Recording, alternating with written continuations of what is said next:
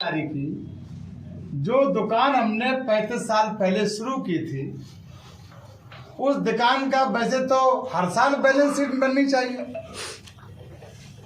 अगर हम हर वर्ष बैलेंस शीट बनाते जाते तो हमें इतना भारी घाटा नहीं होता जितना भारी घाटा आज हमारे समाज को है।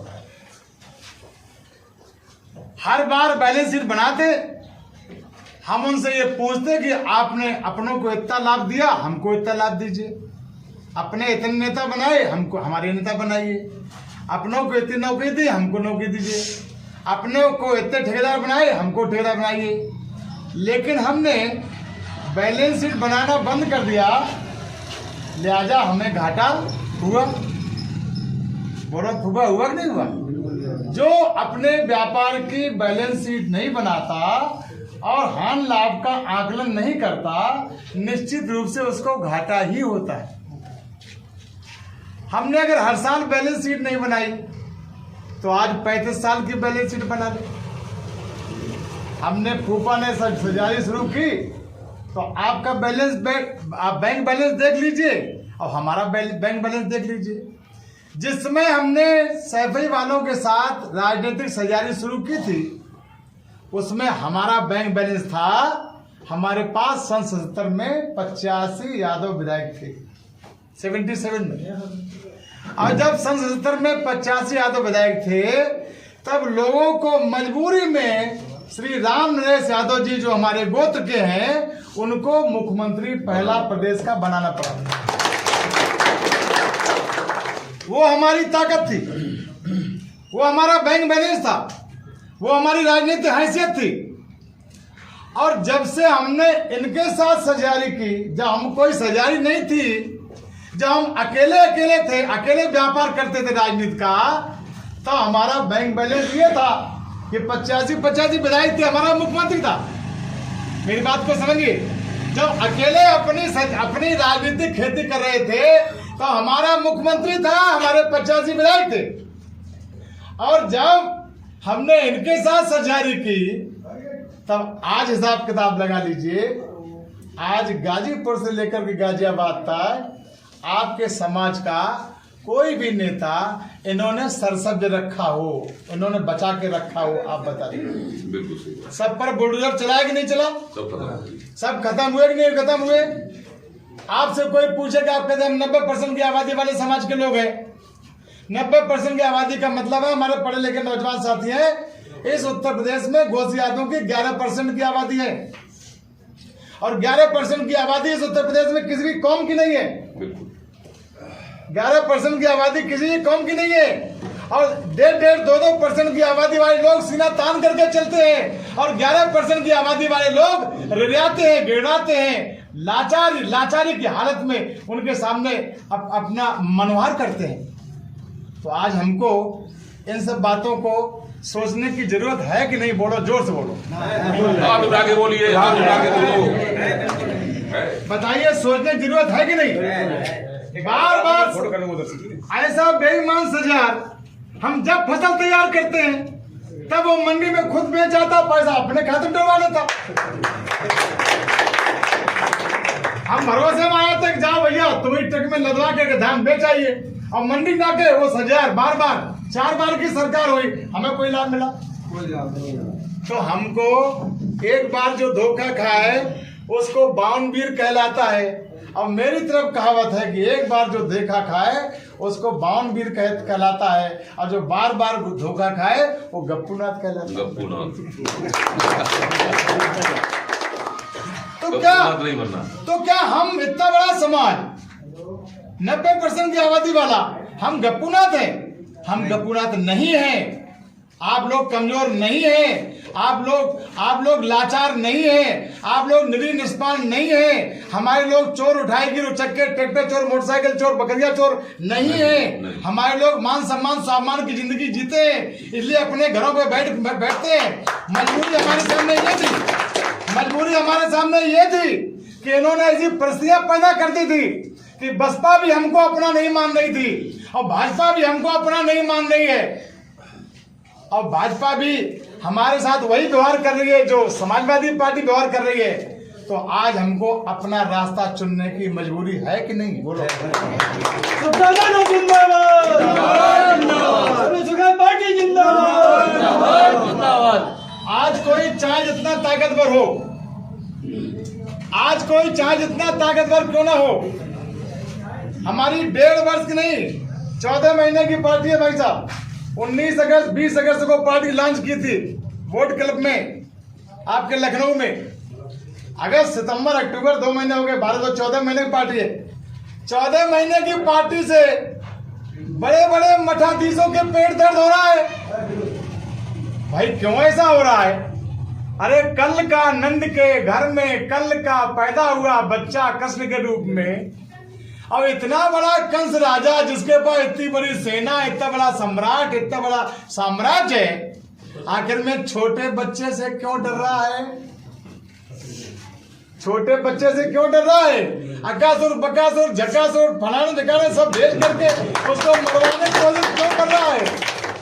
इसलिए कि जानता है कंस कि अगर नंद के घर में कल पैदा हुआ बच्चा यदि बड़ा हो गया तो इससे ही हमारा खात्मा निश्चित है।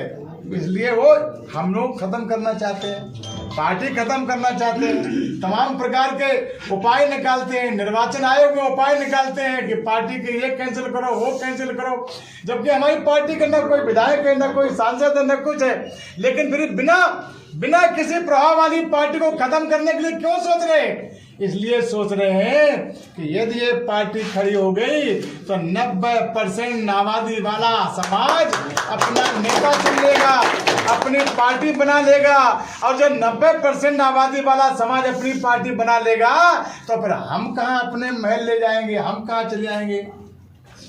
बताइए भाई, सही बात है नहीं? इसलिए आज आवश्यकता है हमें अपनी पहचान बनाने की। बहुत लंबी चौड़ी बातचीत न करते हुए, आप सभी नौजवान पढ़े लिखे हैं, हमारे सभी बुजुर्ग सब बातें जानते हैं, सभी समझते हैं, केवल ये नहीं कि जब हम बताएंगे तब आप जानेंगे। आप सब जानते हैं, आप जब भी वोट डालने का मौका आता है, जब वोट डालने का मौका आता है, उठो घोषियो, तुम सब यादव जी हो, नाक बचाओ से भाई वाले की गर्दन नाक बचाइए, मूछ बचाइए, और वोट पड़ गए सो जाओ घुसीटो।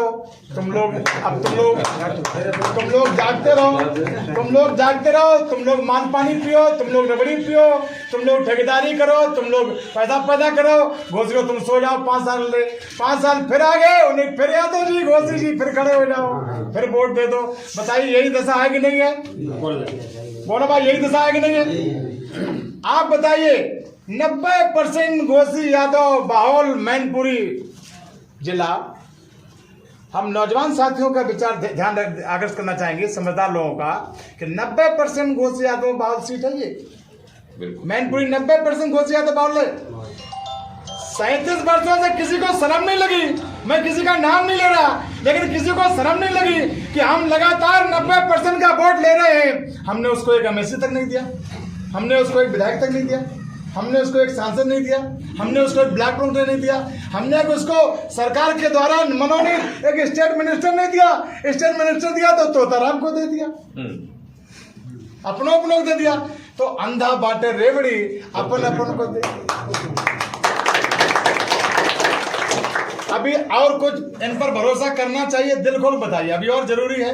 नहीं। आप हाथ उठा के बताएं। आप हाथ उठा के दोनों आप अभी और कुछ भरोसा करना है? नहीं करना। सभी हम तो सभी हाथ उठा, सभी लोग। बाबा मैं अपने सभी नाते रिश्तेदारों से एक बात कहना चाहूंगा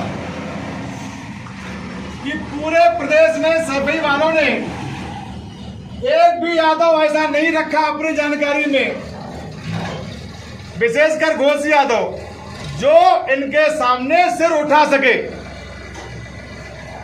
लेकिन कहते हैं कि 12 साल के बाद घूरे के भी दिन फिरते हैं, और घोषियों को तो 36 साल हो गए। तो जब होए धर्म की हानि, बाढ़ है असुर अधम अपमानी, तब प्रभुधर मनु शरीरा, हरई सदा सज्जन की पीड़ा। ये पार्टी शिव प्रसाद ने नहीं बनाई, ये पार्टी उस परमपिता परमात्मा ने प्रेरणा दी है अपने 90% घोषी यादवों के मान सम्मान सम्मान को स्थापित करने के लिए कि अब इनको निरीह निष्पाण लाचार की जिंदगी नहीं जीनी, अब इनको इनके आगे आने वाले बच्चों के लिए एक अच्छा भविष्य देना है। हम आपसे एक प्रार्थना करना चाहेंगे सब लोगों से कि बैंक बैलेंस या खेती या हमारी सामाजिक प्रतिष्ठा हम ट्रांसफर करें ना करें, विरासत में अपने आप ट्रांसफर हो जाती है। बोलो साहब, हो जाती नहीं हो जाती? हम ना ट्रांसफर करें, लेकिन अरे भैया आगे बढ़ा लो, तुम भी नाते बता लो यार। ले जाओ, ले जाओ। जैसे बिना प्रयास किए खेती, बैंक बैलेंस और आपकी इज्जत प्रतिष्ठा अपने आगे आने वाली पीढ़ी को ट्रांसफर हो जाती है, वैसे ही ध्यान रखना बिना प्रयास किए ये सैफई की गुलामी भी, यदि हमने कोई इसका उपाय नहीं निकाला तो सैफई की गुलामी भी हमारे नौजवानों के ट्रांसफर हो जाएगी और होती रही अभी तक। बताओ, नहीं होती? 3 पीढ़ी होती रही। तो बताइए, ये लड़ाई लड़नी है कि नहीं लड़नी? दिल से बोलिए। लड़ाई लड़नी है ना? तो ये चुनाव बड़ी बात है, बहुत बड़ी बात है। पूरे प्रदेश में किसी ने हिम्मत नहीं की। मैं तलवार की धार पर चल रहा हूं, एक तरफ मौत है, एक तरफ जिंदगी है। मेरे भी बाल बच्चे हैं, मेरे भी परिवार है, लेकिन जहां 2.5 करोड़ परिवार है पूरे प्रदेश में, वह अकेला हमारा परिवार माने नहीं रखता है। पिताजी संघर्ष करो, हम तुम्हारे साथ हैं। पिताजी संघर्ष करो, हम तुम्हारे साथ हैं। यदि हम सच्चे घोषी हैं, उस परमपिता परमात्मा ने हमको थोड़ी बहुत क्षमता दी है, तो हम अकेले हमारा परिवार नहीं है। 2.5 करोड़ यादव इस पूरे प्रदेश का हमारा परिवार है। उसके लिए हमको संघर्ष करना है, उसके मान सम्मान के लिए संघर्ष करना है, आगे आने वाली पीढ़ियों के लिए संघर्ष करना है। ये चुनाव, करेल का उपचुनाव एक अच्छा अवसर बन के आया है। भारतीय जनता पार्टी के लिए चुनाव उसकी प्रतिष्ठा का चुनाव हो सकता है, बसपा के लिए चुनाव उसके वोट के आधार को बचाने का चुनाव हो सकता है, और समाजवादी पार्टी के लिए चुनाव बेचारे बेरोजगार तेज प्रताप जी के लिए रोजगार दिलाने का हो सकता है। लेकिन घोषी यादवों के लिए ये चुनाव अपने मान सम्मान प्रतिष्ठा और अपनी खुद की पार्टी को स्थापित करने का चुनाव है। अपने खुद की पार्टी को स्थापित करने का चुनाव है। इसलिए आप सबसे प्रार्थना है, हमारा हक बनता है आपसे, हमारा अधिकार बनता है आपसे, आपके चरणों में सिर रख करके हमारा अधिकार बनता है कि आप हमारे हैं। आप इस मान सम्मान स्वाभिमान की लड़ाई में हमारा साथ दीजिए। कोई हम व्यक्तिगत लड़ाई के लिए आप पास नहीं आए, कोई स्वार्थ के नहीं आए। आप जो दिल से बताइए, आप अपने दिल पर हाथ रख के बताइए, आपको अपनी पार्टी बनानी है कि नहीं बनानी, बताइए। ये हाथ जाके ये सर्वजन सुखाय पार्टी, ये सर्वजन सुखाय पार्टी आपकी अपनी पार्टी है जो सबको